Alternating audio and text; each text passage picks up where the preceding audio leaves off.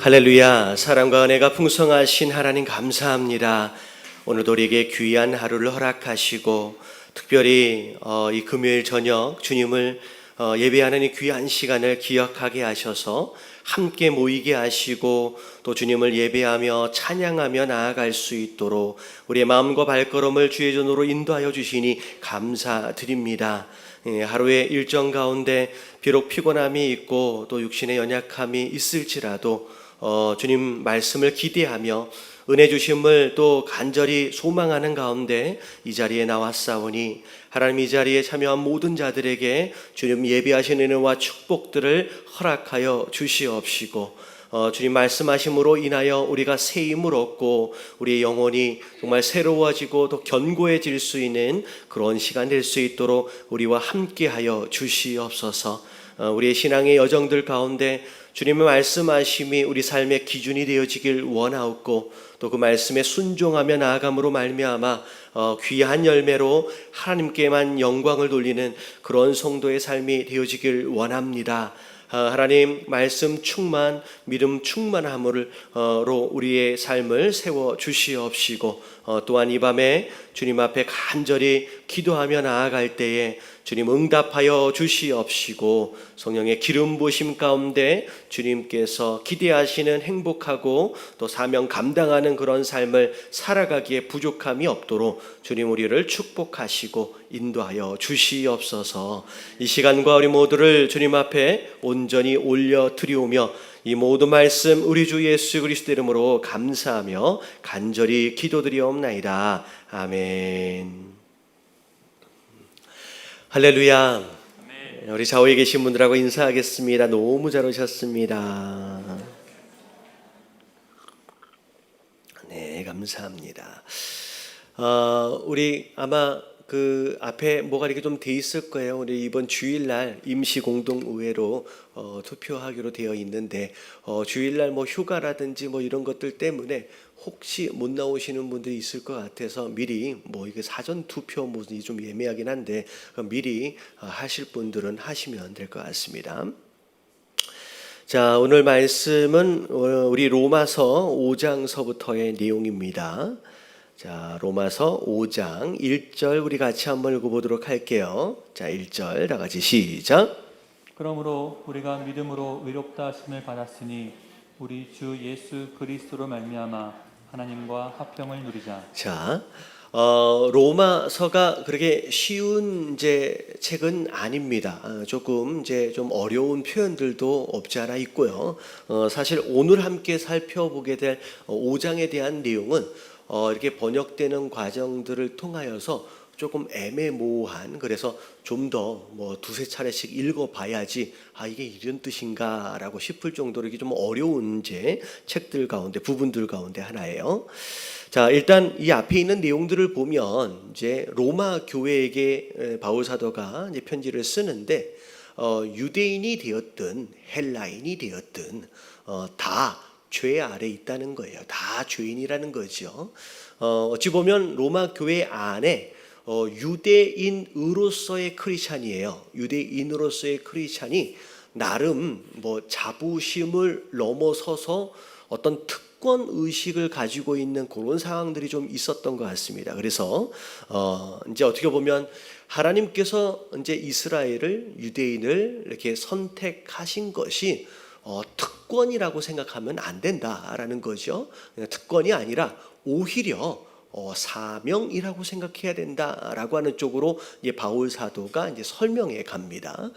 이런 입장에서 우리를 보면, 자, 우리가 구원받은 거지 보면 누군가보다 더 먼저 예수 그리스도를 알고 구원을 받은 것은 그들보다 우리가 더 나아서 어떤 특권을 누리는 것이다 라고 하기보다는 오히려 이런 개념 안에서 우리가 그 이제 사명이다라고 생각을 하셔야 될 것 같아요. 그래서 그런 내용이 좀 있는 가운데, 자, 율법으로는 누구도 의롭다 하심을 얻을 수 있는 자가 없다라고 이제 이야기가 되어지면서 율법을 우리에게 허락하시는 이유, 율법의 역할은 우리를 의롭게 하기 위함이 아니라 자, 무엇이 죄인지를 우리가 스스로 죄인인 것을 분별하고 깨닫도록 하기 위하여 주신 것이 율법이라는 거죠. 왜냐하면 율법은 기준이에요. 기준. 그래서 기준이 없으면 내가 죄를 지었는지 짓지 않았는지 알 도리가 없겠죠. 그래서 우리가 죄인이다라고 하는 것을 깨닫도록 하기 위하여 주신 것이 율법이다. 그래서 자, 우리는 무엇으로 의롭게 되어진다 그랬어요? 무엇으로 의롭게 되어져요? 예수 그리스도 안에서 믿음으로 말미암아 우리가 의롭게 되어지는 것이다. 그래서 아브라함조차도 믿음으로 의롭다 하심을 얻은 것이지, 어찌 보면 아브라함 때는 이제 할례가 아브라함 때부터 시작됐잖아요. 그리고 율법도 어찌 보면 아브라함 이후에 시작되었기 때문에 이제 율법을 지켜서 뭐 할례를 행해서 의롭다 하심을 얻은 게 아니다라는 내용까지가 자 이제 4장까지의 내용이었어요. 자 5장으로 오늘 넘어와서 자 내용을 보면 자 앞에 있는 내용을 다시 정리를 합니다. 자 우리가 자 뭘로 의롭다 하심을 받았어요? 자, 믿음으로 의롭다 하심을 받았으니. 여러분 이 표현 자체가 되게 이제 신기한 표현입니다. 믿음으로 의로워졌다라고 표현하지 않고 의롭다 하심을 받았다라고 얘기를 하고 있어요. 그러니까 이 이야기가 왜 우리가 믿음으로 의로워졌다라고 표현 안 하고 의롭다 하심을 받았다라는 표현을 할까? 여러분 이게 전문 용어로 뭐라 그래요? 혹시 아시는 분 계세요? 전문 용어로? 그러면 칭의라 그러거든요. 그러니까 의로워진 게 아직 아니라 그냥 의롭다고 여겨주신 거예요. 우리가 잘 알아야 돼요. 자, 우리가 믿음으로 의롭다 하심을 얻은 거지. 여러분 믿음으로 의로워진 게 아니에요. 왜냐하면 의로워졌으면 우리가 지금 죄 지으면 돼요, 안 돼요? 질문을 한 거예요. 좀 대답 좀 해주세요. 죄 지으면 돼요, 안 돼요? 안 돼요. 우리가 지금 거짓말하면 안 돼요. 의로워졌는데 왜 거짓말하고 왜 죄를 짓고 살아요? 아직도 왜 죄를 짓고 있느냐? 아직도 왜 거짓말도 하고 왜 우리가 죄 가운데 좀 있느냐? 죄의 모습들이 나타나느냐? 그러니까 의로워진 것이 아니라 아직 의롭지 못한 부분들이 아직 남아 있지만 의롭다고 여겨주신 거예요. 불러주신 거예요. 그래서 이게 의롭다라고 아니라 의롭다 하심을 받았다라고 칭의라고 이제 표현이 되는 겁니다. 그래서 자 우리는 믿음으로 의롭다 하심을 받았으니 아브라함도 그랬잖아요. 우리 주 예수 그리스도로 말미암아. 자 믿음이 누구 안에서의 믿음이에요? 예수 그리스도 안에서의 믿음이에요. 그래서 예수 그리스도로 말미암아 자 하나님과 뭘 누리는 거예요? 화평을 누리잖아요. 여러분 이 화평은 관계가 회복되어졌다라고 하는 것을 의미하면서 하나님과 원수되어졌다가 화해했다라고 하는 것을 의미하는 거예요. 그러니까 다시 말하면 죄는 하나님과의 관계를 끊어놨고요. 이 하나님과 우리 사이를 갈라놓는 가운데 그분과 우리 사이가 무슨 관계가 되도록 만들어버렸어요? 이런 원수의 관계가 되도록 만들었어요. 근데 자 예수 그리스도 안에서의 믿음으로 말미암아 깨어진 그 관계가 회복되어지면서 원수였던 그 관계가 다시 화해되어졌다라고 하는 거. 자 그것을 뭐 하자고 얘기하냐면 누리자라고 얘기를 하는 거예요. 여러분 깨어진 관계에서 회복되어진 관계를 여러분 누리시는 저와 여러분들 되시길 주님의 이름으로 축원합니다. 예, 그래서 여러분 구원에 대해서 이야기할 때 어떻게 보면 완료형으로도 얘기할 수 있고 진행형으로도 얘기할 수 있어요.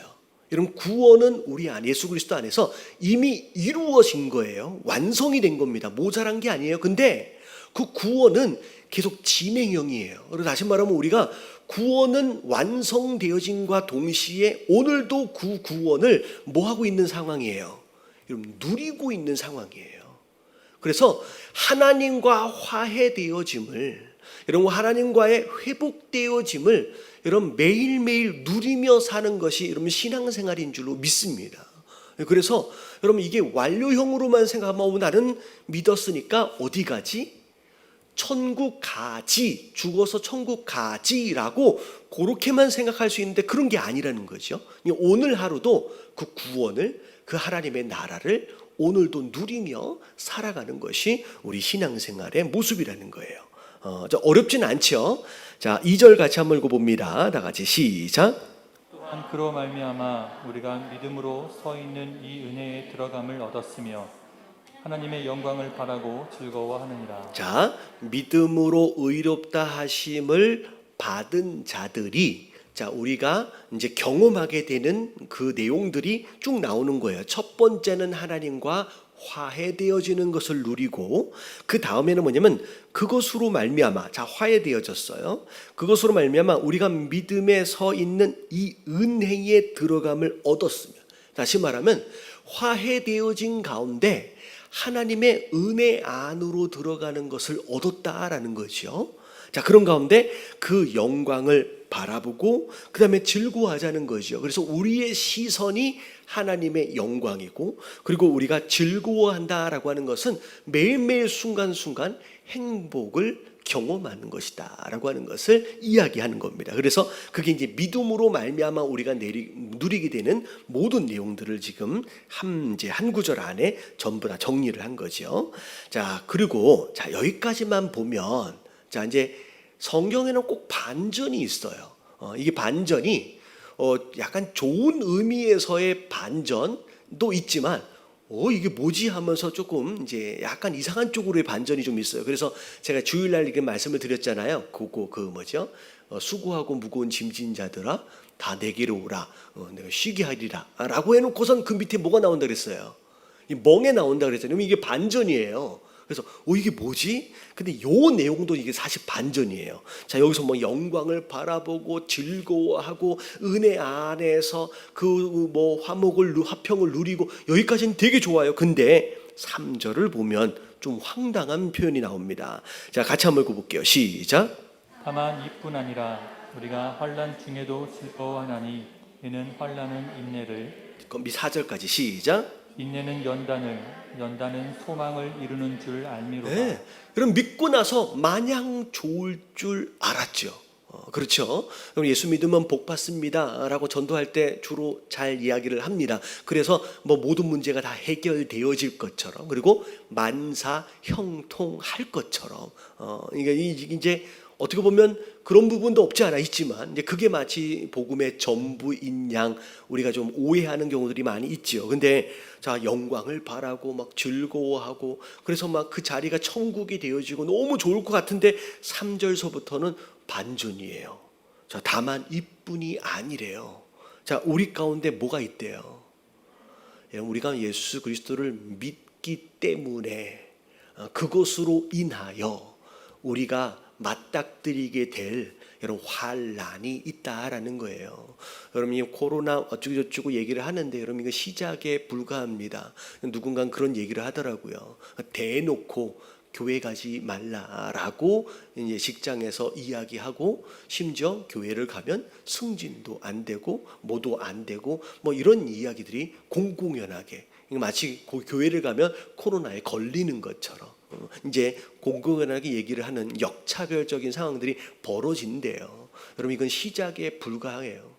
여러분 코로나 이유 때문이 아니더라도 장차 어찌 보면 이때 당시에는 더 심했을 거예요. 여러분 예수 그리스도를 믿는다라고 하는 이유만으로도 그들이 당하게 되는 환난들이 있다라는 거예요. 근데 자, 뭐 영광을 바라보는 가운데 즐거워하는 건 누구나 할 수 있어요. 근데 환난 가운데 즐거워하는 것은 여러분 이건 가짜는 흉내낼 수 없는 부분이 돼요. 여러분 이게 굉장히 중요한 개념입니다. 여러분 마지막 때가 되어지기 바로 직전까지는 교회 안에 진짜도 있고요, 알곡도 있고 또 뭐도 있어요. 그러면 가라지도 있어요. 이게 뭐가 가라지인지 뭐가 알곡인지 구별이 돼요, 안 돼요? 이러면 안 돼요. 근데 마지막 때가 되어져 가면 갈수록 여러분 알곡과 가라지는 분명히 갈라지게 돼 있어요. 여러분 그걸 분명히 드러나도록 하는 이제 그게 있는데 그게 뭐냐면 환난이에요.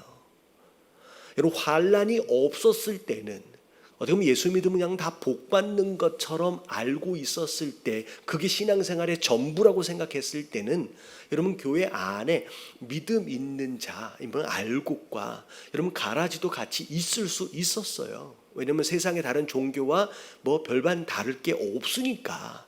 근데 환난이라는 게 교회에 딱 닥쳐오게 되면 여러분 더 이상 가라지는 남아 있을 수 없는 상태가 되어지는 거예요. 여러분 생각을 해보세요. 여러분 북한의 지하 교회에 여러분 가라지가 있을까요, 없을까요? 혹여나 한둘 있을 수 있지만 여러분 이제 거의 없다라고 생각해요. 여러분 환난 안에서 여러분 믿음이 아니고는 그 자리를 지킬 수가 없는 상태가 되어질 거라는 거예요. 여러분 이때를 여러분 대비하시게 되길 주님의 이름으로 축원합니다. 여러분 환난이 와도 여러분 이게 코앞에 있어요 지금. 여러분 정말 눈앞에 있는 상황이에요. 여러분 이 앞에서 이런 환난에 여러분들 견뎌낼 수 있도록 지금 준비되어져야 돼요. 진짜 내 안에 진짜 믿음이 있는 건지, 그럼 정말 내가 신앙인이 맞는 건지. 그래서 환난이 닥쳐왔는데 여러분 영광을 바라보면서도 아니면 은혜 가운데서도 뭐 다 비슷한 내용이지만 그 가운데서 즐거워했던 것처럼 환난 가운데서도 뭐 할 수 있어요? 여러분 즐거워할 수 있대요. 왜 환난을 즐거워할 수 있지? 여러분 생각해 보세요. 교회 다닌다고 막 때려요. 교회가 다닌다고 막 불이익이 있어요. 여러분 그것 자체로 즐거워하는 건 제정신이 아니죠. 그렇죠? 이해 안 되세요? 누가 이게 따귀를 때렸어요. 근데 맞고 나서 하하 웃으면 여러분 이건 제정신이 아닌 사람이에요. 미친 사람이에요. 여러분 그 다음이 중요해요. 환난에도 즐거워할 수 있는 이유가 뭐냐? 이는이라고 나와요. 이는. 자, 환난 자체가 즐겁지 않습니다. 여러분 누가 환난을 즐거워합니까? 여러분 그렇지가 않아요. 근데 환난에도 즐거워할 수 있는 이유는 그 다음이에요. 자, 환난을 통하여 자, 뭐 하게 돼 있어요? 이런 인내하게 돼 있어요. 다시 말하면 온실 속의 화초는 이런 인내를 경험할 뭐예요? 환경이 아니잖아요. 근데 바람이 막 몰아치는 상황이 되어지면 그때서야 인내라고 하는 것을 배우게 되는 거예요. 아, 견딘다라는 게 이런 거구나. 내가 참는다라는 게 이런 거구나. 소위 말하면 이제 그게 결국은 그 다음에 자 인내가 자 그 다음에 뭘 만들어가요? 연단을 만들어요. 여러분 연단에 여러 가지 목적이 있다 그랬잖아요. 첫 번째, 연단은 이제 쇠나 금이나 이런 것들을 이제 이렇게 연마하는 이제 단계인데 첫 번째 쇠를 연단한다라고 한다면 불에 넣었다 뺐다 하면서 두드리잖아요. 여러분 첫 번째 과정에서 여러분 이 연단은 자 뭐 하는 작업이냐면 불순물을 빼내는 작업이에요. 다시 말하면 환난을 통하여 인내를 배우게 되는데 여러분 그 인내의 과정을 통하여 연단되어져 가요. 다시 말하면 의롭다 하심을 얻었는데 솔직히 나를 잘 들여다보면 불순물이 너무 많잖아요. 아직까지. 더러운 모습들이 많고 욕심도 많고 이기적인 마음도 많고 교만한 마음도 많고 근데 이 연단의 과정을 거쳐가는 과정을 통하여 하나님이 원하시지 않은 이 불순물들이 빠져나오기 시작하는 거예요. 여러분 빠져나오기 시작해요. 여러분 되게 고상해 보이잖아요. 우리가 별일 없을 때는. 여러분 금식을 해보세요. 저는 금식을 별로 좋아하는 이제 스타일은 아닙니다. 근데 여러분 금식을 하면 여러분 내가 누군지가 보여요. 여러분 금식 가지고 하나님을 이렇게 협박하는 사람들이 있잖아요. 이게 금식하면서 7일째 막 금식하면서 응답해 달라고. 여러분 물론 어떤 결단에 의해서 기도하면서 금식할 수 있는데 여러분 금식에 굉장히 좋은 뭐랄까요? 목적 중에 하나는 뭐냐면 내가 누군지가를 알 수가 있어요. 여러분 누가 그런 얘기를 이제 속담에 뭐 사흘 굶어 뭐 안 할 사람 없다고요. 담 안 넘을 사람 없다는 그런 얘기 있잖아요. 이런 배가 딱 고파 보면 내 안에 어떻게 보면 인간적 의지로 나를 이렇게 덮어놓고 있거든요. 여러분 이 배가 딱 2, 3일만 이제 굶어 보면요, 요게 허물어지기 시작하면서 내 안에 나도 모르는 내가 이제 발견이 되어집니다. 내가 얼마나 치사한 사람인지, 내가 얼마나 이기적인 사람인지가 여러분 금식을 하면 드러나게 돼 있어요. 여러분 환란이 그 역할을 하는 거예요. 내가 껍데기처럼 덮고 있는 그런 것들, 허물들을 벗겨내기 시작하면서 내 안에 진짜 뭐가 들어있는지를 보이게끔 하시고, 하나님은 그걸 걸러내는 과정이 이제 연단의 첫 번째 과정입니다.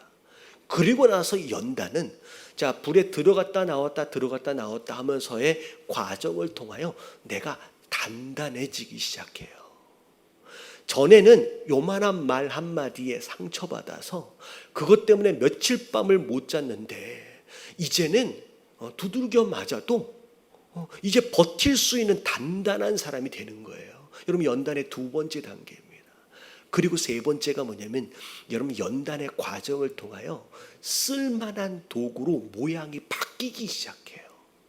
나는 원래 이렇게 생겼으니까 내버려 두가 아니라 하나님이 쓰시기에 적당한 모양으로 스스로 만들어져 가는 거예요. 여러분 이게 연단의 세 가지 과정이에요. 결국은 그렇게 연단되어지는 과정을 통하여서 여러분 뭐가 이루어지냐면 소망이 이루어져요. 여러분 이 소망은 앞에 나왔던 영광을 바라보는 것에 대한 또 다른 차원에서의 소망이에요. 여러분 소망은 하나님의 영광을 바라보는 거예요. 뭘 바라보고 있느냐가 소망이잖아요. 근데 환란이 없었을 때의 영광을 바라보는 수준과 환란을 다 경험해 가고 난 뒤에 연단을 거치고 난 다음에 소망을 이루어가는 과정은 여러분 믿음의 수준 자체가 달라지는 거예요. 여러분 이 환란 가운데서 교회의 수준은 완전히 달라요. 여러분 그때의 그 소망을 여러분 함께 이루어갈 수 있는 저와 여러분들 되시길 주님의 이름으로 축원합니다. 그래서 잘 들으세요. 여러분 인생의 목적은 행복이 아니에요. 여러분 행복해지기 위하여 사시려고 한다면 여러분 평생 뭘 해도 여러분 이룰 수 없습니다. 여러분 성경적으로 설명을 하면 여러분 인생의 목적은 오히려 뭐라고 얘기하시면 되냐면 오히려 훈련이라고 생각하시면 돼요. 가정 안에서 남편과 아내가 만나서 우리는 행복해지기 위해 아니에요.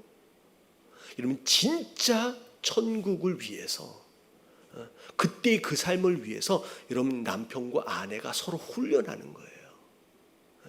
여러분 깨달아지시길 주님의 이름으로 축원합니다. 여러분 행복이 아니에요. 여기서 얘기하는 것처럼 결국은 여러분 소망을 환란을 경험하는 과정들 가운데서 그렇게 살아가는 것이다. 소망을 이루는 것인 줄 우리가 알미로다. 그걸 아니까 환란 가운데서도 뭐 하는 거예요?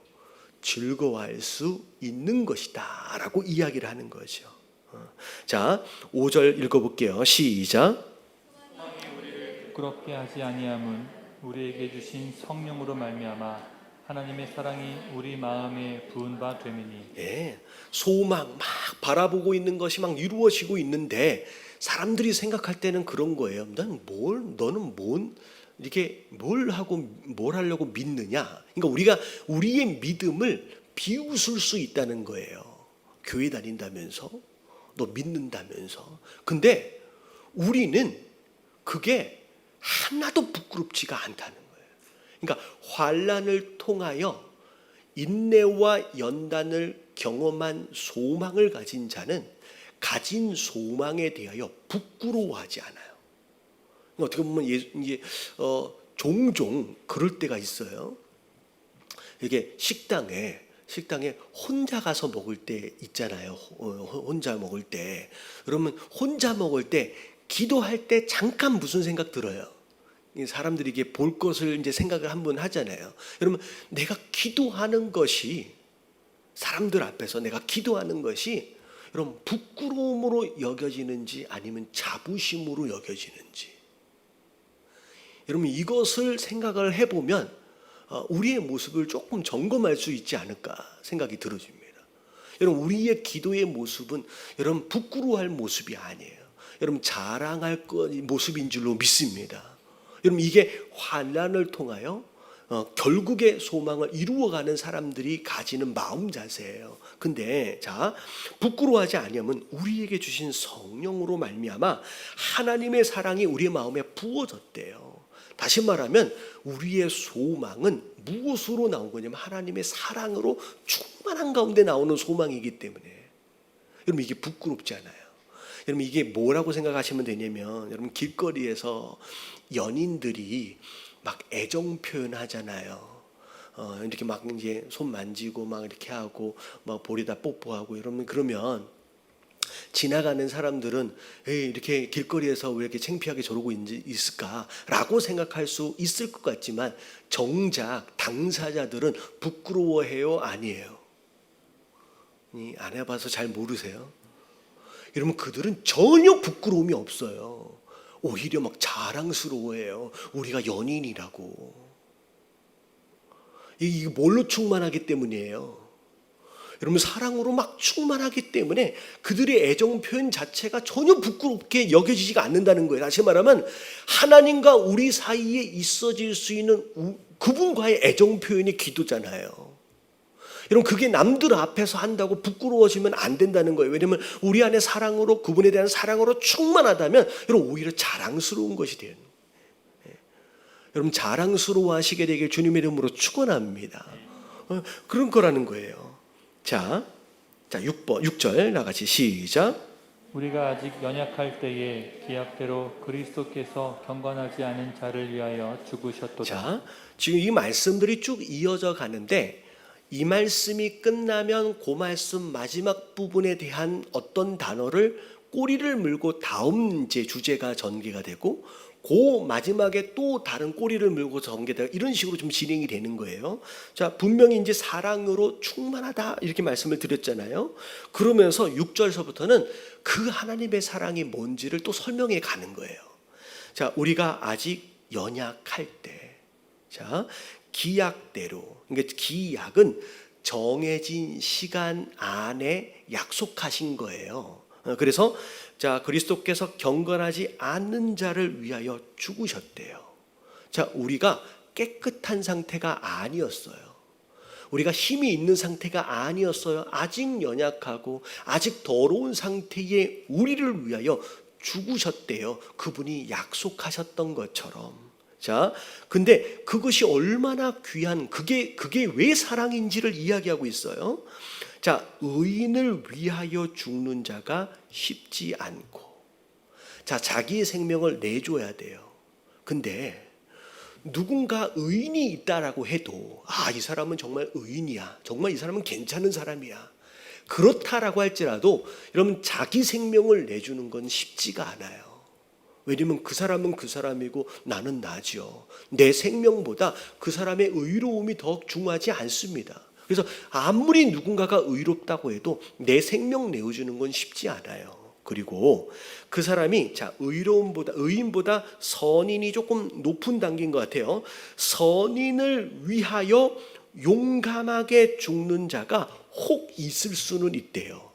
이 정도의 사람이라고 한다면 그건 내가 대신 죽어줄 수 있겠다. 뭐 이렇게 영화 같은 데를 보면 누군가를 위해서 너 가, 내가 대신 죽어줄게, 이게 희생하잖아요. 혹시나 영화처럼 그런 장면이 있을 수는 있겠지만, 자 8절을 보니까 같이 한번 읽어볼게요. 시작.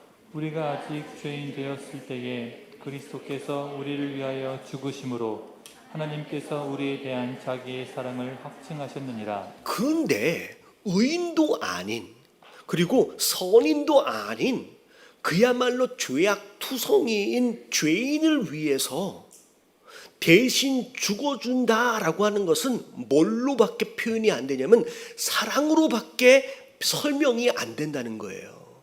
무슨 얘기인지 아시겠죠? 여러분, 사랑이 아니라고 한다면 어떻게 죄인에 불과한 우리를 위하여 대신 그분이 죽어줄 수 있겠느냐라는 거죠. 그게 이 앞에서 이야기하고 있는 사랑이에요. 나 같은 죄인을 위하여 대신 죽어주신 그 사랑으로 충만하기 때문에 내가 가지고 있는 소망에 대하여 그 누구 앞에서도 난 부끄러워할 이유가 없다는 거예요. 난 너무 자랑스럽다는 거예요. 내가 믿고 있는 하나님이, 내가 믿고 있는 예수님이. 여러분, 예수님을 자랑스러워하시길 주님의 이름으로 축원합니다. 예. 여러분, 종종 제가 이제 직업이 뭐냐라고 이렇게 물어볼 때가 있어요. 누군가가. 그러면 제가 목사입니다라고 자랑스럽게 얘기할까요, 안 할까요? 대답을 좀 해주세요.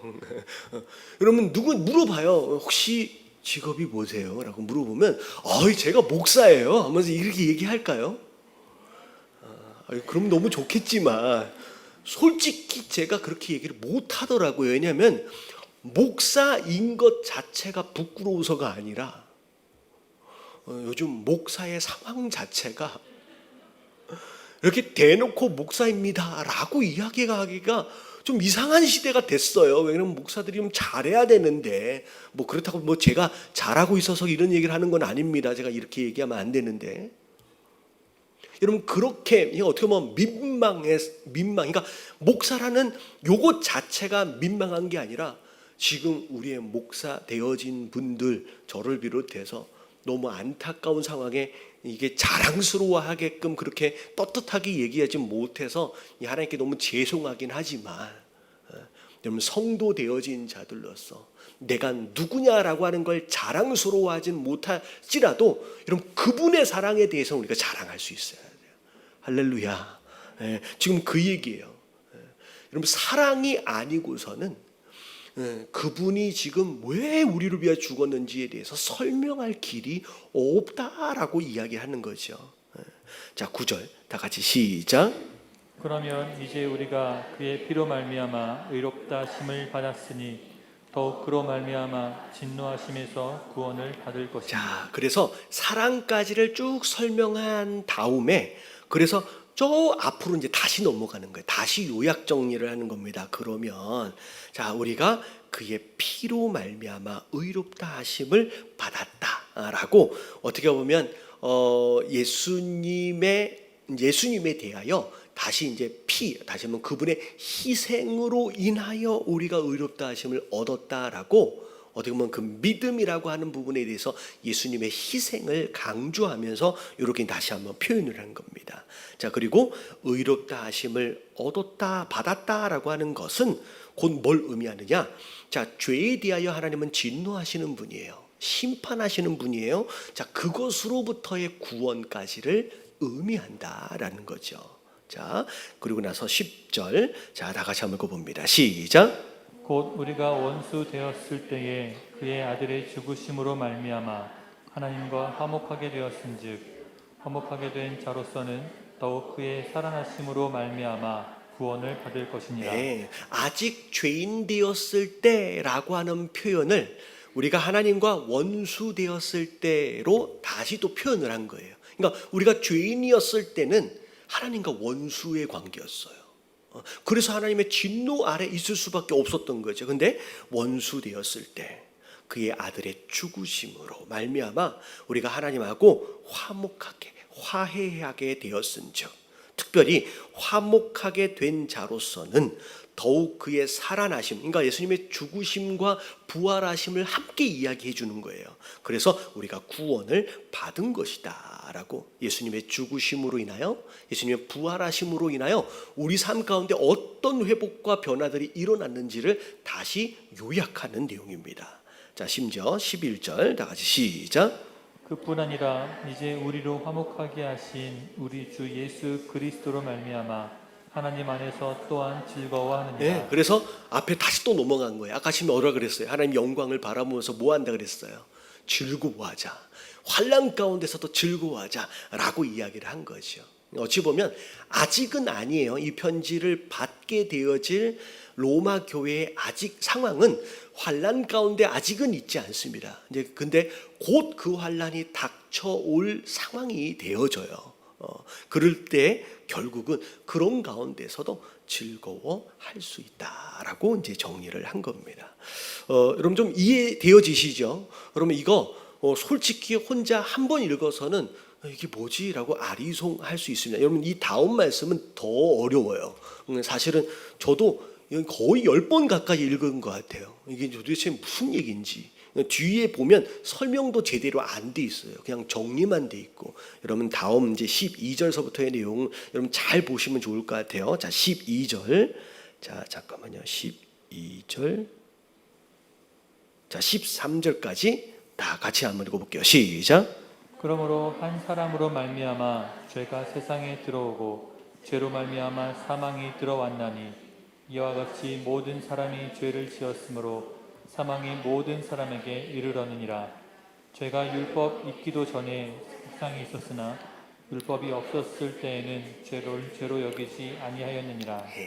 여러분 로마라고 하는 이 지역적 특색을 따라서 여러분 여기서는 어떤 철학이나 어떤 논리나 이런 것들 말장난하고 하는 것들 되게 좋아하는 이제 부류의 사람들이에요. 근데 그러다 보니까 이 로마서 자체가 어떤 그런 이제 논리나 이런 부분 이제 교리나 이런 부분들을 따라서 굉장히 이제 복잡하게 그들에 맞게끔 이제 설명이 되어진 겁니다. 자, 그러므로 한 사람으로 말미암아 죄가 세상에 들어왔대요. 자, 여기서 말하고 있는 한 사람이 누구예요? 여러분 아담이죠. 그냥 아담으로 말미암아 죄가 들어왔어요. 자, 이렇게 얘기하면 남자들은 좀 되게 억울하죠. 사실 누가 가지고 들어왔어요?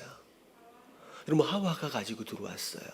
근데 여러분 아담이 가지고 들어왔대요. 그럼 되게 불공평하죠. 왜냐하면 여러분 아담이 제일 먼저 만들어졌어요. 그리고 그 다음에 하와를 아담에게 주셨어요. 그 하와의 이름은 누가 지었었어요? 이는 아담이 지어졌어요.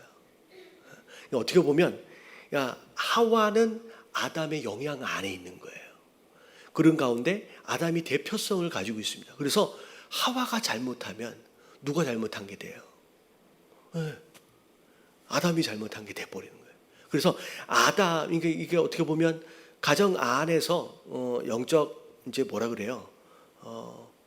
가장 책임이 얼마나 중요한지 그럼 내가 남자가 잘해야 되는 줄로 믿습니다.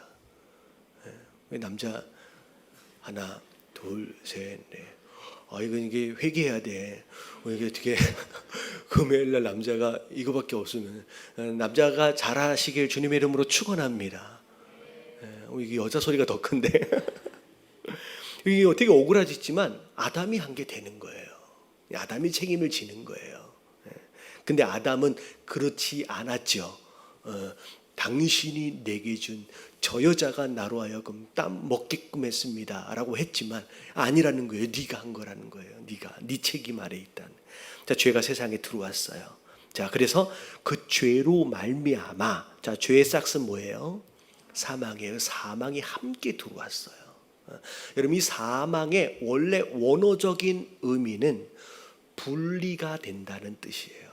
어떤 둘 사이의 관계가 분리가 된다는 거예요. 그래서 영적 사망은 하나님과 우리 사이가 분리되는 것이고 육체적 사망은 우리의 육체와 영혼이 분리가 되는 거예요.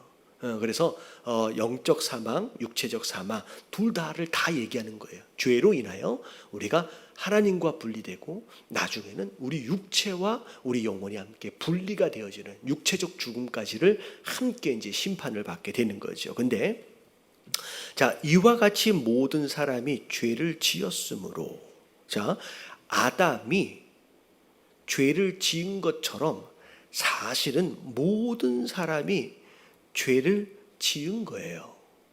그러니까 어떻게 보면 양쪽 다 얘기해요. 원죄를 의미하면서, 그러니까 내가 죄를 짓고 있기 때문에 죄인임과 동시에 내가 죄인이기 때문에 그냥 죄를 짓는 것에 더 익숙한 거예요. 그래서 아담의 원죄를 지금 함께 이야기를 하고 있으면서 그리고 우리도 또 아담처럼 죄를 짓고 있다라는 거죠. 그래서 사망이 모든 사람에게 이르렀대요. 이게 이제 전체적인 주제에 대한 내용이에요. 근데 13절에 보니까 죄가 율법이 있기 전에도 세상에 있었대요. 여러분 율법은 언제 생겼어요? 여러분 출애굽기 때, 출애굽 때 그때 시내산에서 받은 게 율법이잖아요. 그러니까 율법을 시내산에서 받기 전서부터 뭐는 있었어요? 죄는 다 있었어요. 어떻게 보면 아담이 죄를 지을 때 율법이 없는 시대에 죄를 지었잖아요. 근데 율법이 없었을 때는 죄를 죄로 여기지 아니하였대요.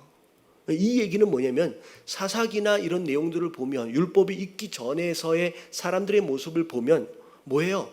자기 소견에 그냥 옳은 대로 사는 거예요. 그냥 기준이 없이 내가 이게 좋다라고 얘기를 하면 그냥 좋은 게 되는 거예요. 마치 무슨 다수의 의견이 그렇게 되는 것처럼. 그래서 뭐 요즘 얘기하잖아요. 동성연애에 대해서 이제 나는 그렇게 나는 별 괜찮게 생각하는데 그러면 괜찮은 것이 되어버리는 것처럼. 그러니까 성경에 이건 죄다, 이건 하면 안 된다라고 명시되어 있지 않으면 그 당시의 문화나 그 당시의 상황이나 다수의 어떤 의견이나 논리를 따라서 그게 죄가 아닌 것처럼 되어버릴 수도 있다는 거죠. 그게 율법이 있기 전에 죄의 모습이었어요. 그들은 그게 죄인지 죄가 아닌지도 모르고서 그냥 살았다라는 거예요. 그때 시대를 이야기하는 거예요. 근데 자기 소견에 옳은 대로 막 살았어요. 근데 14절 다 같이 시작. 그러나 아담으로부터 모세까지 아담의 범죄와 같은 죄를 짓지 아니한 자들까지도 사망이 왕 노릇하였나니 아담은 오실자의 모형이라. 예. 나는 죄인지 죄가 아닌지 율법이 없으니까 그냥 아무렇게나 해도 되는 줄 알고 그냥 막 살았어요. 스스로 죄인이라고 생각하지 않았죠. 근데 보니까 아담으로부터 모세에 이르기까지 율법이 있기 전까지 아담의 범죄와 같은 죄를 짓지 아니한 자들까지도, 그러니까 선악과 따먹은 적이 없어요. 선악과 따먹은 건 아담만 했어요. 그렇지 않더라도 잘 들으다 보니까 사망이 그들의 왕노릇하여 하면서 살았다라는 거예요. 다시 말하면 율법이 없었을 때도 그것이 죄다라고 그들을 뭐라 그럴까요? 정죄하지 않았었을지라도 그들의 죄 그리고 아담의 죄로 말미암아 사망의 종노릇하며 그냥 살아왔다라는 거예요. 그게 율법이 있기 전에 우리 인생의 모습이라는 거예요. 그게 이제 율법이 있기 전, 율법이 없다라고 해서 우리가 죄로부터 자유한 게 그런 게 아니라는 거죠. 그런 가운데 중간에 아담은 오실자의 모형이라라고 나오면서 오실자의 모형이라는 건 누구 얘기하는 거예요?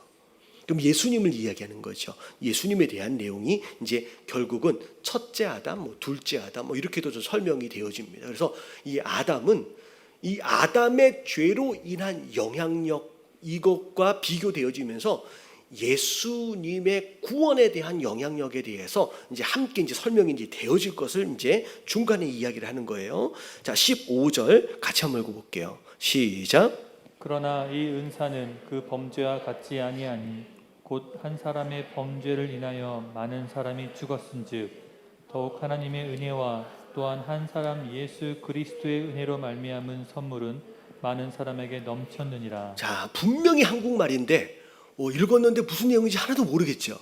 여러분 이게 되게 어려운 표현인데 여기까지는 이해 가시죠? 그러니까 아담이 죄를 지었어요. 근데 그 이후에 아담처럼의 죄를 짓지 않았음에도 불구하고 율법이 있기 전에 사람들도 다 사망의 종노릇하면서 다 죽었어요. 그게 아담이 죄를 지은 것에 대한 영향력이, 그 원죄에 대한 내용이에요. 근데 15절에 이 은사는 이라고 하는 것은 뭐냐면 예수님께서 우리에게 주신 선물을 이야기하는 거예요. 여기서 말하고 있는 이라고 붙어 있기 때문에 여러분 이라고 하는 것은 은사라고 새로운 표현으로 쓰긴 했지만 여러분 이 은사는 선물은 지금까지 앞에 설명했던 모든 것들을 이야기하는 거예요. 예수 그리스도 안에서 믿음으로 말미암아 우리가 구원을 누리고 영생을 누리고 은혜를 누리고 소망을 누리고 하는 이것을 이제 한마디로 선물이라고 정리를 한 거예요. 그래서 예수님께서 준비하신 이 선물은 그 아담이 지은 범죄 같이 그렇게 되지 않는다는 거예요. 그건 이제 반대로 된다는 거죠. 자, 거기에 대해서 곧 한 사람이 범죄를 해서 많은 사람이 죽었어요.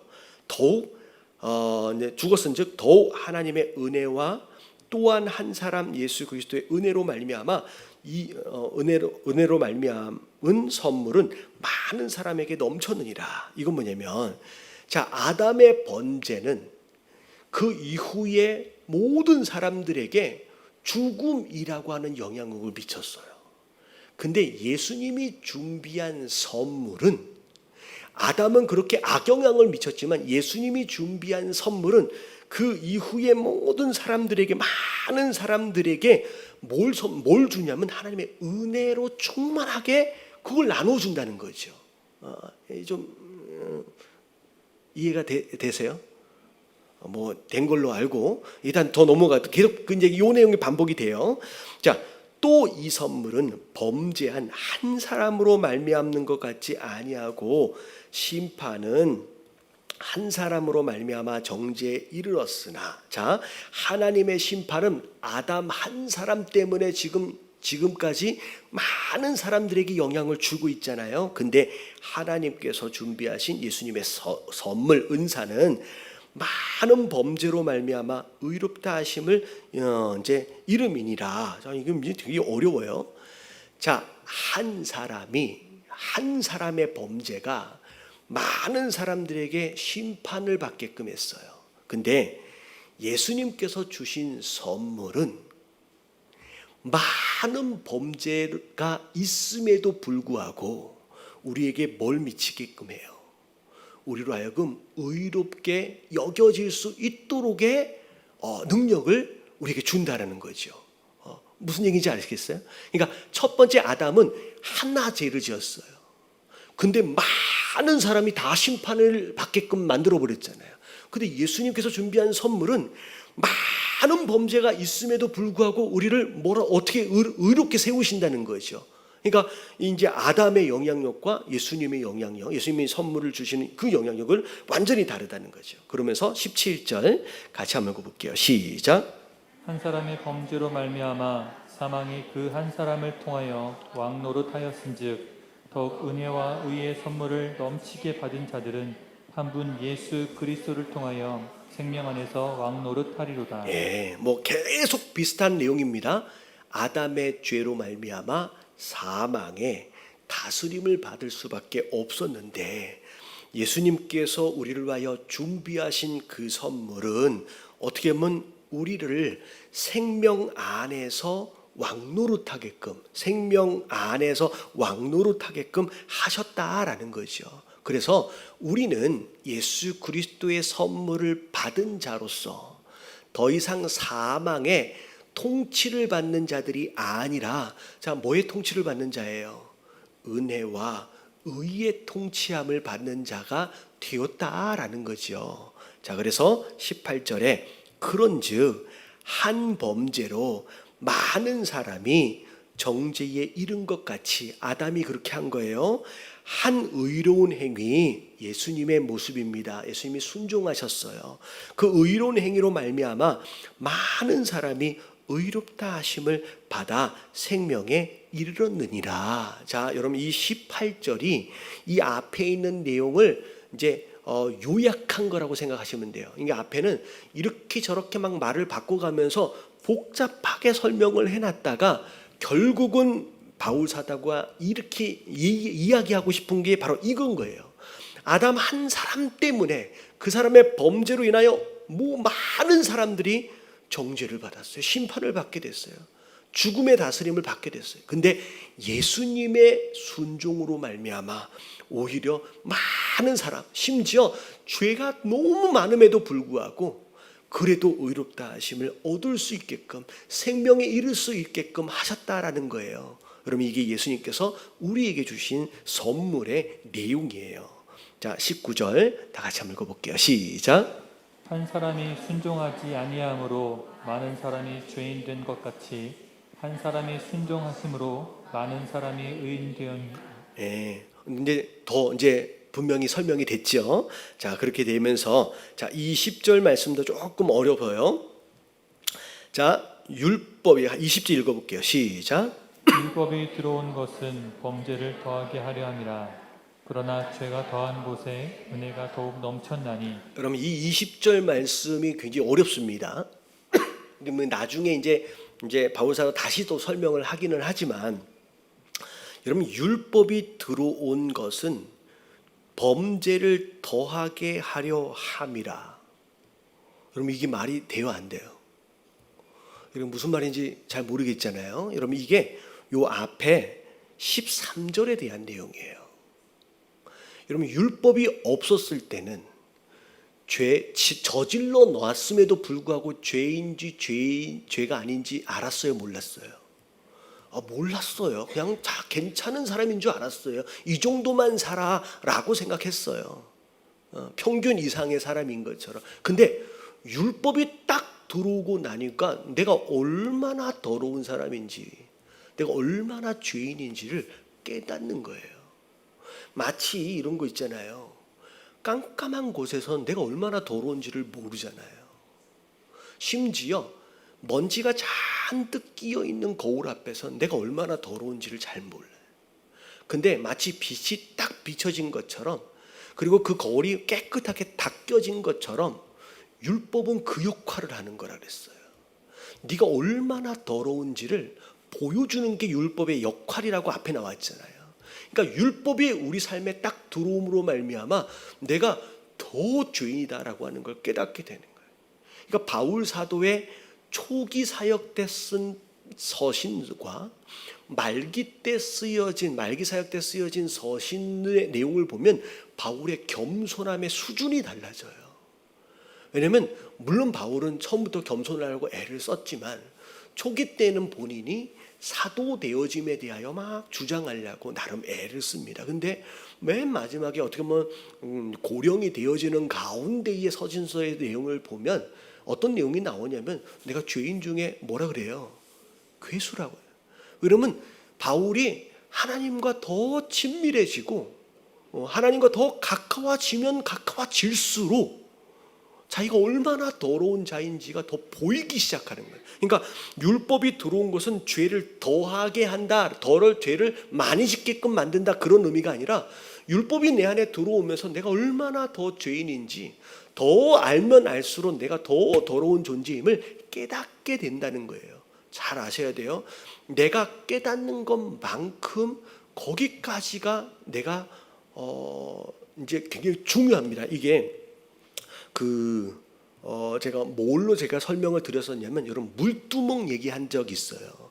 여러분 물두멍은 성막을 짓는 데 있어서 모든 기물과 모든 이제 건축되어진 하드웨어의 사이즈를 다 하나님 명령하시는데 여러분 물두멍은 사이즈가 안 나와 있어요. 이게 왜 안 나와 있을까? 그냥 재료만 말씀을 하세요. 여러분 물두멍은 뭘로 만들으려고 그랬어요? 성막에서 수종드는 여인들의 거울을 녹여서 만드는 게 물두멍입니다. 그러니까 더러운 손을 씻는 물두멍을 뭘로 만들었냐면 거울로 만들으래요. 그때 당시에는 유리가 아니라 이게 굴이나 동이나 이런 것들을 막 닦아서 거울로 썼잖아요. 그걸 녹여서 만들라고 얘기를 하시는 거예요. 다시 말하면 이런 물두멍의 사이즈는 뭐가 결정해요? 얼마나 많은 거울이 그 안에 녹혀졌느냐에 따라서 물두멍의 사이즈가 정해지는 거예요. 여러분 내가 죄에 대하여 내가 얼마나 이제 씻어내는 과정은 어떻게 보면 말씀을 거울 삼아서 내가 얼마나 잘 많이 들여다보고 있느냐에 따라서 내 씻어지는 정도의 숫자가 달라지는 거예요. 정도가 달라지는 거예요. 그러니까 내가 말씀을 얼마나 가까이 하고 있느냐, 내가 얼마나 하나님과 가깝게 대면하고 있느냐라고 하는 것이 내가 얼마나 죄인이냐라고 하는 것을 더 깊게 알고 더 뚜렷하게 알 수 있는 근거가 되어진다는 거예요. 그래서 정말로 신앙생활 가운데 기도를 많이 하신다라고 하는 분들일수록 여러분 절대적으로 겸손해질 수밖에 없어요. 여러분 기도를 많이 하시는데 여러분 교만해지시는 분들은 여러분 기도의 방향이 잘못된 거예요. 여러분 교회 안에 무당이라고 얘기하거든요. 여러분 교회 안에 무당되는 거예요. 여러분 진짜 이제 기도를 하면서 하나님과 진짜 교제가 되어지시는 분들일수록, 기도를 많이 하시는 분들일수록 오히려 겸손해질 수밖에 없어요. 이런 개념이에요. 근데 자, 그러나 죄가 더한 곳에 은혜가 더욱 넘치나니, 그러니까 죄를 많이 지어서 그래서 은혜가 더한 게 아니라 내가 얼마나 더러운지를 깨달으면 깨달을수록 내가 은혜를 더 많이 받는 거예요. 여러분 예배 가운데 은혜 받는 이런 이제 이유들 중에 하나가 뭐냐면, 여러분 내가 얼마나 죄인인지를 깨달을수록 은혜가 되는 거예요. 그래서 제가 그런 이제 그림을 본 적이 있어요. 예전에 이제 성화 같은 걸 보면 그 목자가 어린 양을 찾아가지고, 잃어버린 양을 찾아가지고 어깨에다가 이렇게 메고 오는 장면의 그 성화들 본 적 있죠. 그러면 이 장면을 보면서 되게 목자가 양 찾아서 되게 좋나 보다, 되게 행복하나 보다, 그냥 그렇게 느꼈어요. 근데 제가 그 그림을 보고 이제 나중에 지나고 나니까 이제 중동 지방에서 실제로 양을 치는 것을 보신 분들이 그 얘기를 하시더라고요. 양이 얼마나 더러운지를 알면 이 어깨에다가 메고 오는 그 이거 금방 찾았네. 할렐루야, 감사합니다. 이렇게 손발이 딱 잘 맞아요. 이게 목자가 얼마나 기뻐서 이걸 맸는지를 절절하게 느낄 수 있대요. 여러분 양의 윗부분은 보이는 부분이잖아요. 그래도 나름 좀 정돈되어졌거나 깨끗할 수 있을 거래요. 어쩌면. 근데 여러분 이 배 쪽 밑에는 어떤 상태냐면 그냥 더러운데 주저앉았다가 일어났다, 주저앉았다 일어났다. 여러분 온갖 뭐예요? 배설물과 온갖 더러운 것들이 이 밑에는 되게 더럽다는 거예요. 근데 그걸 지금 이 목자가 어떻게 한 거예요? 그냥 이게 더럽다라고 생각하지 않는 거예요. 그냥 끌어안고 어깨에다 맨 거예요. 여러분 우리가 얼마나 더러운지를 알면 알수록 우리를 이렇게 안아주신 목자의 사랑이 더 절절하게 느껴지는 거예요. 그래서 죄가 많은 곳, 더한 곳에서 은혜가 더하다라는 이 내용은 우리가 은혜를 더하기 위해서 나중에 나와요. 죄를 더 많이 지어야 되느냐, 그게 아니라 우리가 얼마나 더러운지를 알면 알수록 하나님의 사랑이 더 절절하게 느껴진다라는 거예요. 여러분 그게 은혜에 대한 이야기예요. 자, 마지막 21절 여기까지만 읽을게요. 시작. 이는 죄가 사망 안에서 왕노릇한 것 같이 은혜도 또한 의로 말미암아 왕노릇하여 우리 주 예수 그리스도로 말미암아 영생에 이르게 하려 함이라. 앞에 나왔던 내용을 다시 정리하는 거예요. 자, 이제는 우리는 죄의 다스림을 받는 존재가 아니라는 거예요. 자, 이제 뭐의 다스림을 받아요? 의로움으로 인하여 통치를 받는, 다스림을 받는 이제 그런 사람이 되었다라는 거예요. 그래서 자, 우리에게 예수 그리스도를 말미암아 영생에 이르게 함이라라고 이렇게 나와서 마무리를 하게 됩니다. 자, 그래서 자, 오늘 이제 뒤에 부분에 좀 어려운 말씀도 있었지만 결국은 아담 때문에 우리가 사망의 종로로 타면되고 살았어요. 근데 예수님께서 우리에게 선물로 주셨어요. 우리에게 선물로 주신 것, 이 선물로 인하여 이제는 더 이상 이 사망의 종로로 달 필요가 없이 무엇에 이제는 다스림을 받느냐면 의로움 안에서, 생명 안에서 다스림을 받는 바로 영생을 누리는 하나님의 백성을 되었다라고 하는 거예요. 이 바울 사도가 지금 이야기하고 싶은 게 바로 그런 거라는 거죠. 자, 우리가 이 선물을 이미 받은 자로서 앞에 맨 처음에 나왔던 것처럼 하나님과의 화평을 누리고 그 은혜 안에서 하나님의 영광을 바라보면서 즐거워하고 심지어 환난 가운데서도 인내와 연단과 소망을 이루어가며 그것으로도 즐거워할 수 있는 저와 여러분들 되어지시길 주님의 이름으로 축원합니다.